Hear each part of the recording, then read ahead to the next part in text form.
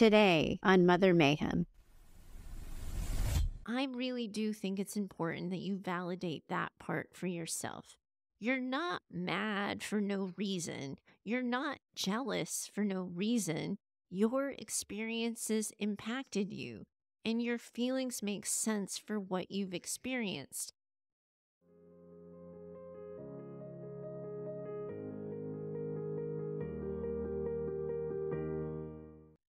Hi, it's Heather. Welcome back to Mother Mayhem, the narcissistic abuse recovery podcast for daughters. Today, I get to introduce you to Emily.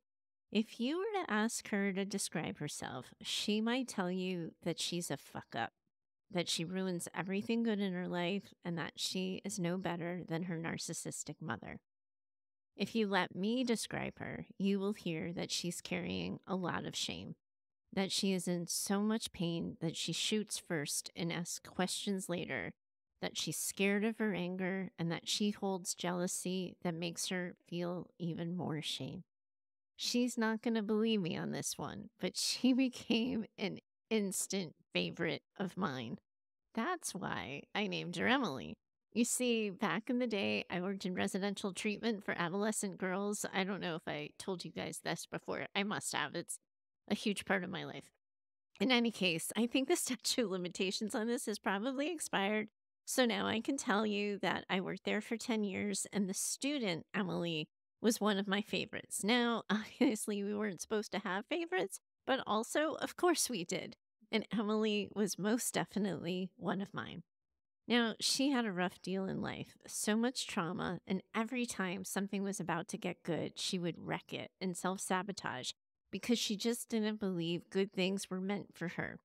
I feel pretty confident in saying that I was her favorite too, so of course that's why she had to be especially mean to me at times, and why she had to imply that I was no good at my job and that she hated me. Even though she was also the kid who would ask for last check-in at bedtime, because she figured out at one point that the kids who got the last check-in also ended up oftentimes getting extra time. Oh my gosh, so much sass in that one. She also had so much pain to overcome, but man, like I loved that kid, and she had heart. She so wanted to be good, even when she was being awful. Once she relapsed on drugs, she made me watch her do it and then told me doing it was her fault. And yes, still a favorite of mine after all of that. Now, Emily, the podcast listener, you were probably already irritated with me because you don't want me to like you in that way, and you don't want me thinking of you in that way. You want me to think, and you would probably be more comfortable with me thinking, that you're a piece of shit that's irredeemable. I hate to break it to you, kid, but the irredeemable ones don't write into trauma recovery podcasts asking for help in cutting the shit. So, Emily, I see you. I hear your hurt, your pain, your regret, and I see your hopelessness too. I know all of this is very, very real for you, and I do think I can help. So, here's Emily, and here's her story. Hi, Heather. I'm wondering if we can stop talking about trauma survivors like we're all angels. There's this thing going on in the way survivors are talked about that implies we're all innocent, that we're all just crying and hurting, and we're all doing the work, doing our best, and the narcissists are the only evildoers.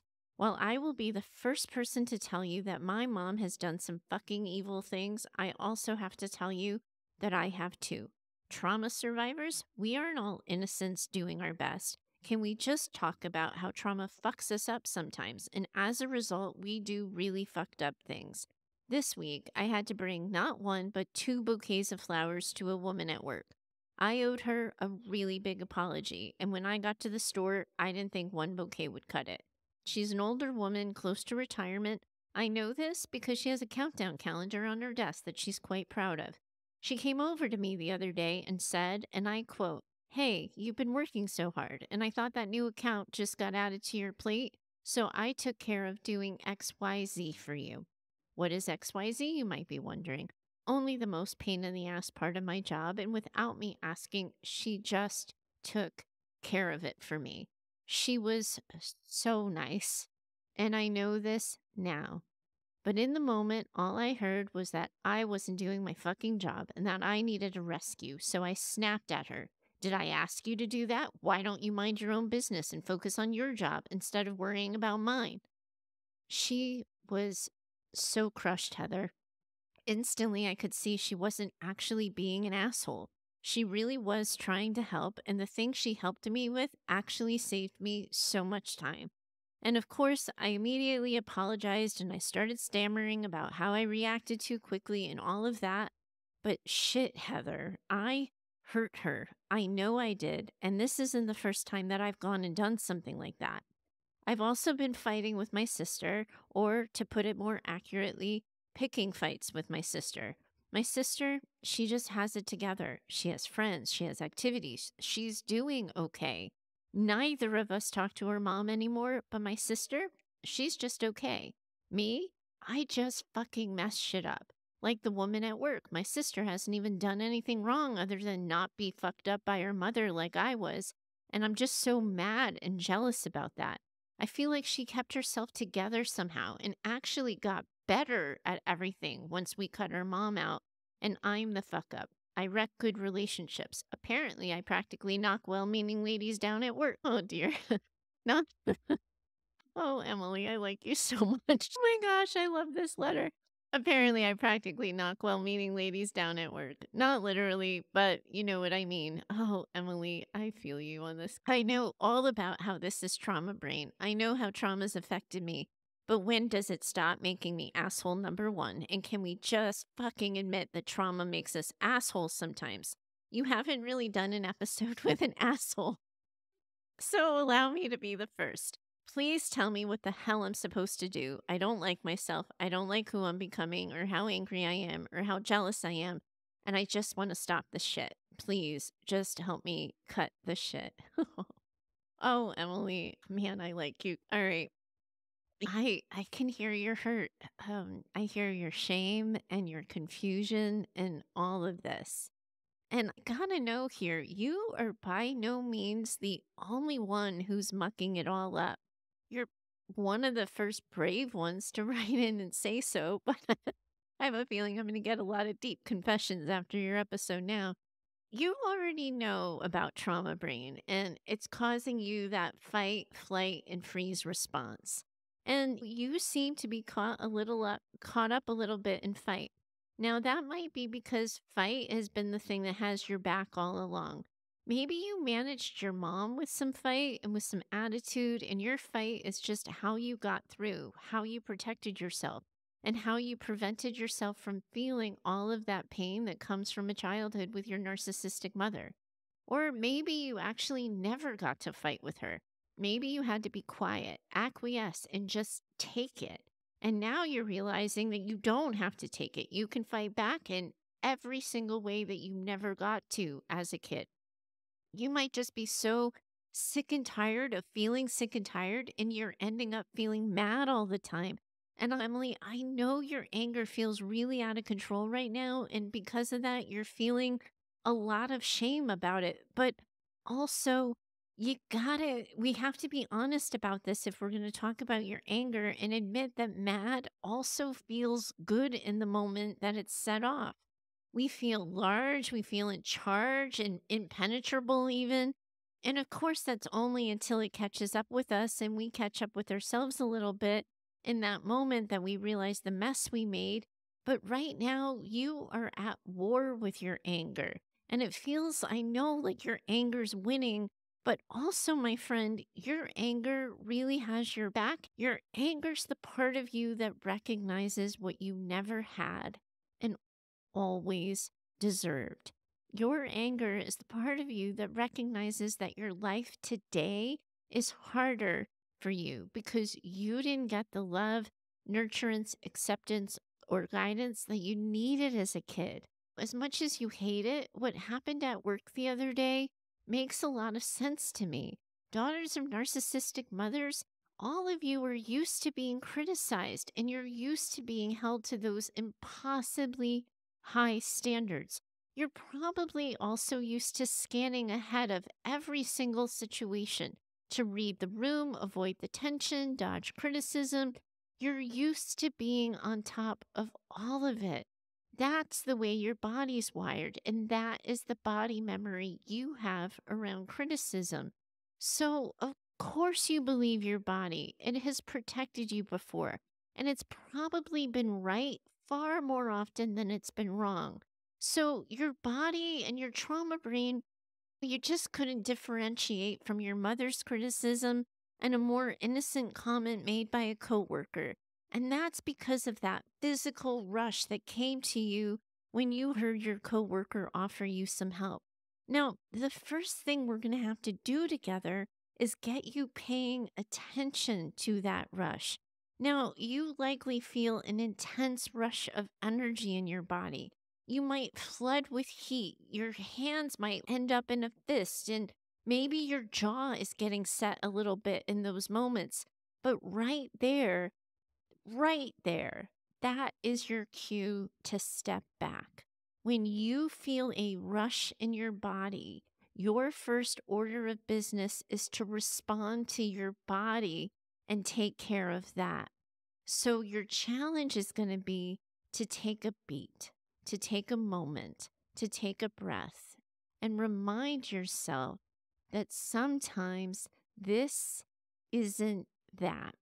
Now, your first instinct is going to be to think you're under attack. And if it's an attack, just a reminder here, you already know how to do that part. You'll be fine. If you need to defend yourself, you can go and do that later. But right now, not slowing down is what's actually getting you upset with yourself. You don't feel in control, and we want you to feel in control of yourself. Right now, it's actually peace that you don't know how to deal with, because peace is actually where you have less practice, unfortunately. So you are gonna have to go easy on yourself and just remind yourself that this part, the part when it's good, is the part that you don't know how to do. You're gonna have to work with yourself to stay calm and to stay neutral, to not react to your first thought as if it's true.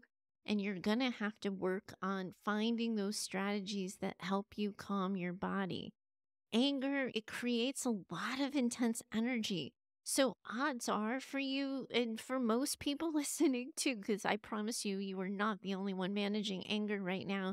There's going to be no such thing for you, Emily, as just calming down, taking a few breaths, thinking things through.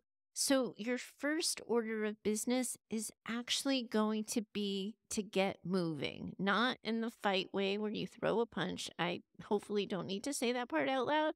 But again, the Emily I used to work with did throw some punches sometimes. So, we're not working on building that fight response. We're working on getting that energy out of your body. We want you taking the stairs. We want you walking around the block. Maybe you go and hide in a restroom and you do some jumping jacks. You want to push that energy, that intense feeling that you're feeling inside of your body. We want to push that out of you. And I want you picturing letting that energy leave your body. In those moments, you're going to need to reassure yourself and your trauma brain that no matter what, you will be able to have a response. It's not like it was with your mom. You're just simply taking a moment before you react, because the way you've been reacting isn't working for you. You're waiting because you want to feel more in control of yourself. Once the intensity of that energy's calmed down a bit for you, then you can check in with yourself about how you want to respond and what you want to say. Now, the other part of this, Emily, is recognizing that part of why this is happening for you is that trauma brain has, in a way, globalized your experience of how you see the world. So, how you experienced your mother is now how you're anticipating everyone is going to be.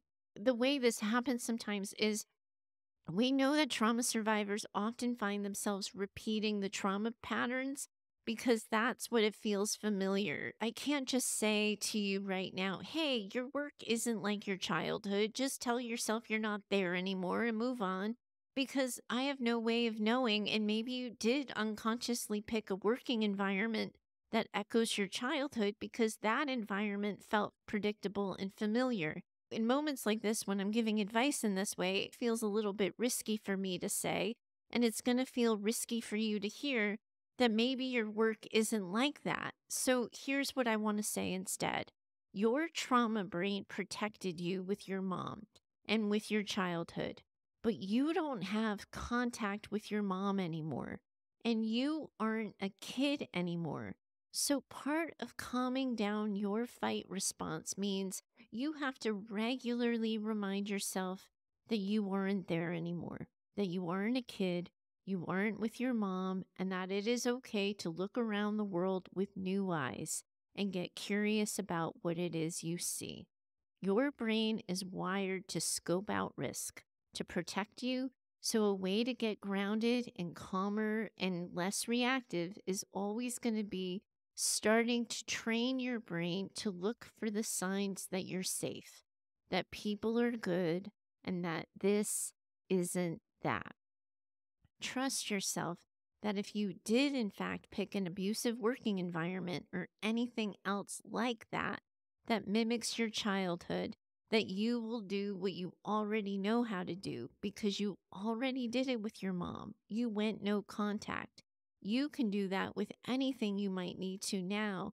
But the task is before you to start collecting the evidence that you're safe, that you are in places and with people that allow you to be who you are and where you can speak freely. And I hear you on this, Emily. This is happening everywhere in your life right now. So I think you do need to do a little bit of a safety inventory of your life. I think a part of your struggle here is that you haven't actually caught up with yourself. You and your sister stopped talking to your mom. But if you haven't cued yourself that the danger's over, or if you don't actually believe the danger's over, you are going to keep moving through the world as if everything is a threat. So take some time to check in with yourself. Review with yourself where you live, where you work, who your friends are, the relationships you're in, and see how safe you feel in them and what might you need to start feeling safer. Your body might be struggling with staying regulated, either because there's actually still an active threat that needs to be addressed, or because you simply haven't caught up with yourself and cued your body to know that it's safe. Emily, like I said, I named you after one of the girls I used to work with in residential. And one of the things that I had to do with her and with the girls like her is actually physically walk around the house and show her and them that the doors were locked, that the windows were locked, and that there were staff at the desk. I would be suggesting this for you too, to regularly do that equivalent for yourself in your own life, to know that you're worthy of being reassured, and reassure yourself on repeat that you are safe, that you got yourself out, and that the threat has passed. Build a habit out of cueing your body to know that it's safe. Keep working on that habit of slowing yourself down anytime your feelings come at you in a huge, gigantic physical rush like that. That is going to be key to getting you out of that fight or flight response. Then, my friend, what we have to start doing is building your awareness for yourself of what is working. You're uber aware right now that your anger is out of control and that you're struggling with jealousy, but you, my friend, are so much more than your worst moments. You have clearly done some work. You have clearly saved your own life. And while the work thing has you tense and embarrassed, something about the way you showed up there with that woman, she wanted to help you out. Some of the ways you show up at work motivated this woman to want to show up for you. If you can pay attention to that part, even though the rest of the story is so hard for you, maybe you're going to see that you don't entirely suck. Just like the safety inventory, I think you need to do an inventory of yourself and your life that acknowledges the things that you like, the things that are going well, the things that you're proud of. What are the meaningful habits that you've stuck with for yourself? How are your friendships? How do you like your home? We know the parts of you that you want to change. What are the parts of you that you don't? Naming the things that you like that are working or that you think simply don't suck about you is a helpful habit for you to get in. Now, I know it's going to take you a little bit of time to settle your anger. So, in the meantime, we want you to be able to add an and to your story and to your personal narrative. I am struggling with my anger and I am being trusted with more responsibility at work. I am struggling with being jealous and I am someone who people like. I sometimes do get angry and mean, and I have also been a good friend or a good listener. You are not just the things you don't like about yourself. You are also all of these other things too. So if you are going to hold your feet to the fire on what you don't like, you have to hold on to what you do in equal measure, even if it doesn't feel like they're equal to you. Then we have to get honest about what you already know about trauma. It leaves a mark. Moving through the world is harder for you. Relationships are harder. You struggle with things that other people don't struggle with. The lens through which you look at the world has been impacted by your trauma, and you experienced this at your job the other day. Sometimes trauma brain has you looking at the world and reacting to the world with a broken lens. That is why, after all, we say that hurt people sometimes. That's the exact reason why that tends to happen. So, right now, you have two areas of your life that you have identified aren't working for you: your anger and your jealousy. So, right now, those are the things you're going to work on. There is so much to the rabbit hole of trauma and recovery, and it is so easy to get yourselves really overwhelmed. I always have my clients focus on what is rising to the top and what is coming to the surface. We don't need to go digging on an excavation. We just need to look at the things that are rising to the surface that don't work for you and give those things some of your attention. We covered your anger a little bit. Now let's sit together and dig into your jealousy. I imagine at times that your anger and your jealousy probably feel like two sides of the same coin. You might be feeling jealous all the time, and the same way you find yourself feeling angry all the time. And again, this is you becoming keenly aware of everything you never had, but always deserved. And I really do think it's important that you validate that part for yourself. You're not mad for no reason. You're not jealous for no reason. Your experiences impacted you, and your feelings make sense for what you've experienced. Now, so your jealousy, we're just going to go direct on it. So, jealousy on its own, Emily, it's just a feeling. It has no power over us. Like any feeling, it is just energy. And we can use that energy it creates inside us, and we can use that energy to make us bigger, or we can use it to make ourselves smaller. And I want you to clearly hear me on this, Emily. Jealousy, all on its own, it's not inherently malicious. It isn't even irrational. Your jealousy is identifying the things that you want that you feel like you can't have right now. So let me just give you this quick cheat sheet, if you will, on jealousy, because it makes sense to me and I want it to make sense to you too. I want you to start thinking about how you can be a better friend to yourself. And it starts with understanding this feeling you're having that you don't like about yourself. Now, first, we know that as a child of a narcissist, you didn't get a lot of validation as a kid. And as a result, that is often going to have you questioning your self worth. You doubt your abilities and you end up feeling insecure about yourself. So when you see your sister is more capable than you, of course you get jealous. But also, I wonder if you've ever actually shared your perception of your sister with your sister and see and check in with her and see if you're actually right about all of this. Because the shrink here, right? So I'm going to get a little psychobabble on you, but I got to remind you that she's the daughter of a narcissist too. And she may not want to be burdening you. She may not want to take up space for you or have you worrying about her. You are both apples from the same tree, my friend, and you might come out different, but still it's the same tree. So don't be afraid to check in with her about your perceptions of her and to talk to her about how you've been experiencing all of this. And Emily, I can't help but wonder if you and your sister, maybe you were compared by your mom as kids. And again, psychobabble might be running amok here and I might not know what I'm talking about. But siblings in general are going to naturally compare themselves to each other. But when a narcissistic parent's involved, that is going to intensify that experience.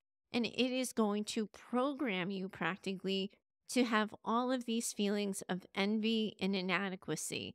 Because if this started for you guys as kids, it is a well ingrained habit in your psyche now. I hope it makes a little bit of sense to you now that like constant comparison would naturally fuel some jealousy and even resentment for having a set of standard needs that need to get met.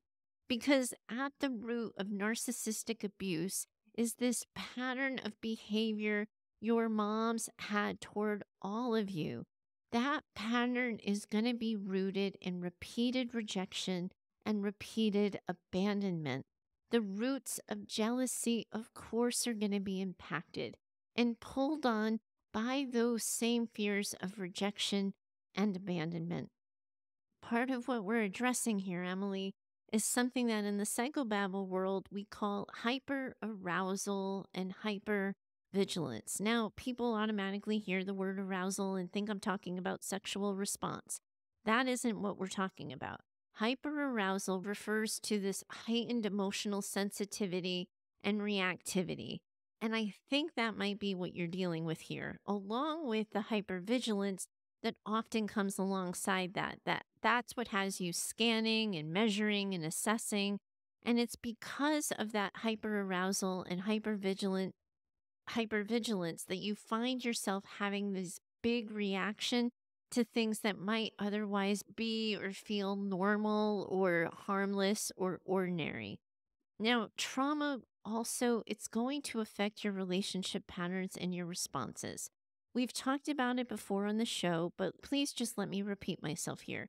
You might have either an anxious attachment style, an avoidant attachment style, or a disorganized attachment style. And the way you see yourself in response to your relationships is also going to be something that informs your perspective and that can sometimes lead to jealousy when you're not tuned into that part of yourself. And Emily here, it also strikes me a little bit that you see yourself as largely out of control, while you see your sister as largely in control. Of course, you think that you're the hot mess and your sister has it together. You're going to get jealous.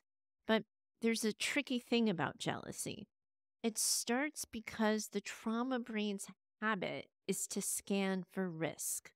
Trauma brain wires you for protection, but what is screaming out at me from your letter is that you desire connection. You just don't know how to believe yourself worthy of having it or how to get yourself there. So your habit of scanning others is creating a lot of pain for you. And it's programming you to be jealous on steroids. But when you look at yourself, you are only seeing your shame, your failings, and the things that aren't working or the ways that you are that you wish you weren't. Being less jealous is going to happen for you once you start building that better relationship with yourself. I'm not sure you know yourself very well, and I'm pretty positive here that you don't have an accurate read of who you are or what you bring to the table. Yeah, we have to get you working on your anger and lowering your responses to jealousy. Of course, we have to do that because they're not working for you. But also, my friend, we got to get you liking yourself more.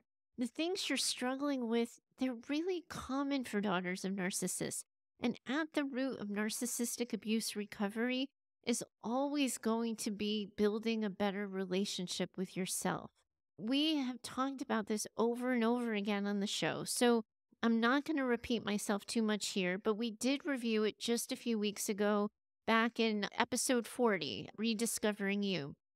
And then we talked about it again in episode 32, starting narcissistic abuse recovery. And then we also did it in an episode we did back in episode 26, From Struggle to Strength. Don't go binging on them.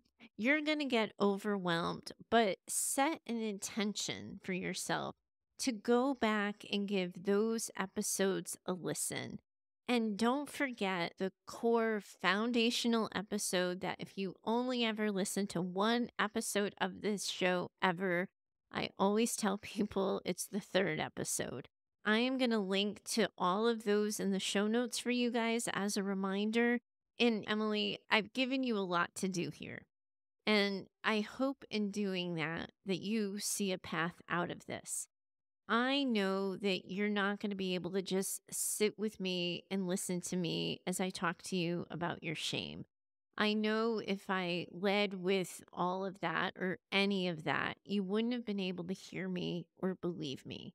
But now that I've given you some of the groundwork and some more of the tactile things that you can do, I'm really hoping you'll hear me on this. I think you think that you deserve your shame. You see all the ways you're acting out right now. You see where you're creating disruptions and how you've hurt people.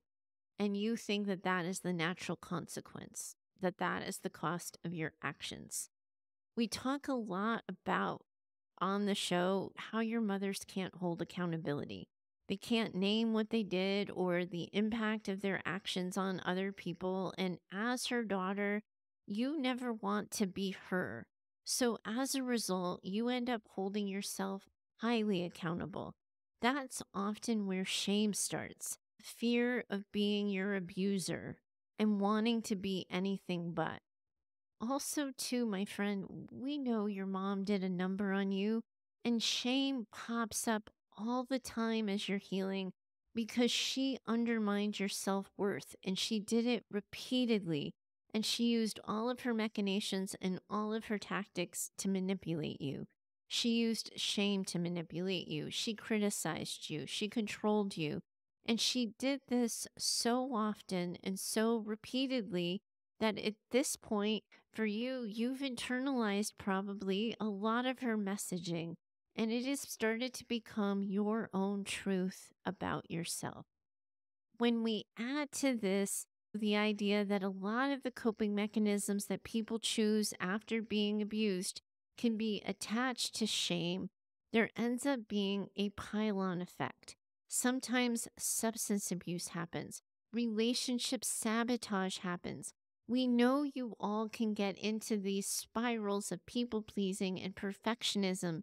And all of those things are things that are going to magnify your shame for you as well. Here's where you need to land on this. Shame isn't working for you. It isn't serving you. It isn't making you feel better. It isn't helping you not screw up. Here's what works with shame.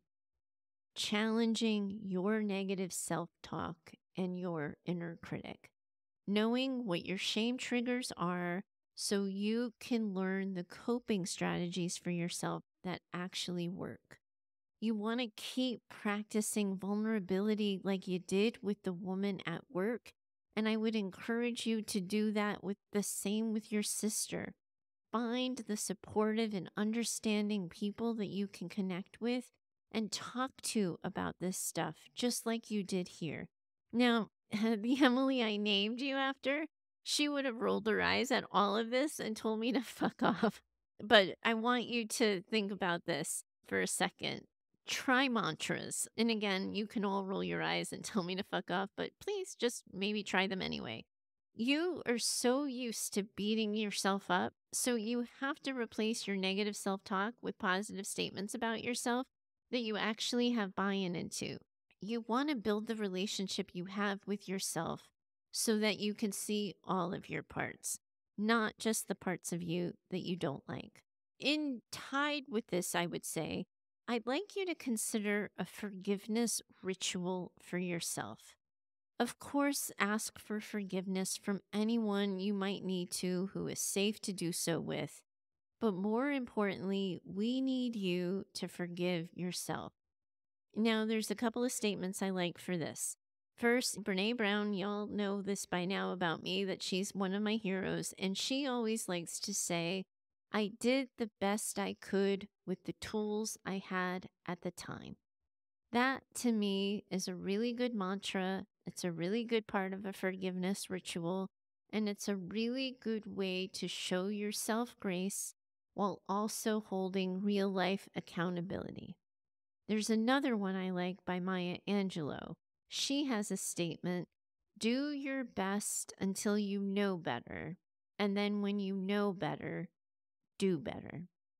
But you want to look at your actions, why you did what you did, and recognize how you got here for yourself, as well as your plan for getting out. Then I think you can work on letting go. Oh, there I go, using the letting go analogy a couple episodes after Anna and Elsa. Hi, Anna and Elsa. Thinking of you.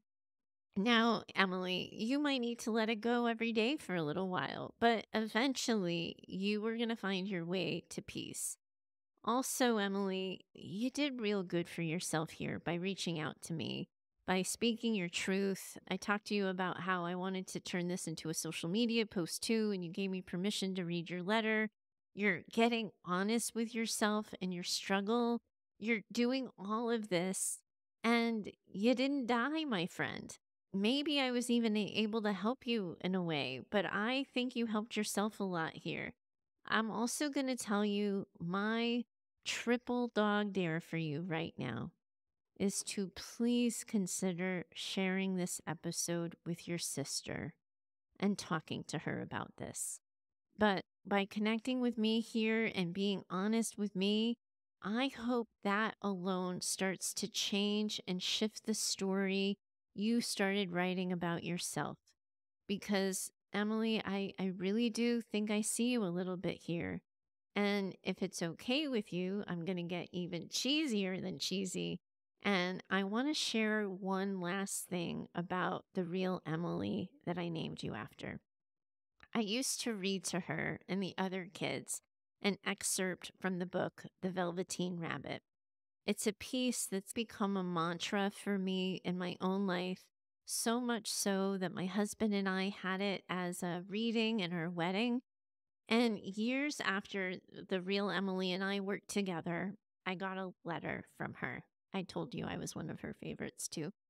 And that letter was a picture of her with her daughter. And we're all going to ignore how old that makes me. She was reading her daughter, The Velveteen Rabbit, and she was holding the same printout of it with the note that I had given her when she graduated. Now, I know through the grapevine and all of that, that she had quite a few screw ups even after we worked together. But also, she became a mom who read her daughter The Velveteen Rabbit and who kept the piece of paper an old counselor had given to her. That means that she chose to believe she was capable of more, even when everything about her life would have made a contrary argument. Just as I believed in her, I believe in you. You showed up. You asked for help. You're further along than you think. And now, if it's okay with you, I'd like to read you that excerpt too. Hold on to it. You are in a community of women around the world who are in this with you, listening to this with you. And I am too. What is real? Asked the rabbit one day when they were lying side by side near the nursery fender. before Nana came to tidy the room. Does it mean having things that buzz inside you and a stick out handle? Real isn't how you were made, said the skin horse. It's a thing that happens to you. When a child loves you for a really long time, not just to play with, but really loves you, then you become real. Does it hurt? Asked the rabbit. Sometimes, said the skin horse, for he was always truthful. When you are real, you don't mind being hurt. Does it happen all at once, like being wound up, he asked, or bit by bit? It doesn't happen all at once, said the skin horse. You become. It takes a long time. That's why it doesn't often happen to people who break easily, or who have sharp edges, or who have to be carefully kept. Generally, by the time you're real, most of your hair has been loved off, and your eyes drop out, and you get loose in the joints and very shabby. But these things don't matter at all, because once you're real, you can't be ugly, except to people who don't understand. Bye for now. I'm so grateful that you're here.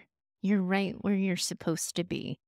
At its heart, I'm hoping to use this show to build a community of women working together to heal from childhoods marked by maternal narcissism and emotional neglect.